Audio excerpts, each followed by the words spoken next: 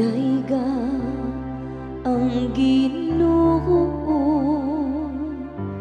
kamong tanang mga naso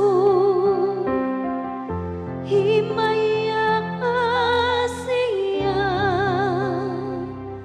kamong tanang katawhan.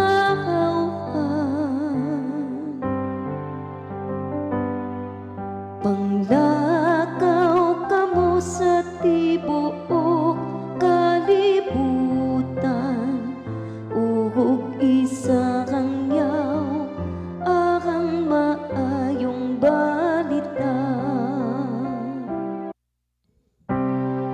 Kay makanunayon ang iyang kaluoy,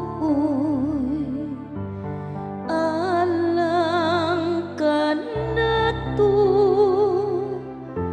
o kang kamatinud-anon sa Ginoo. Nagalungtad hangtod sa kahangturan,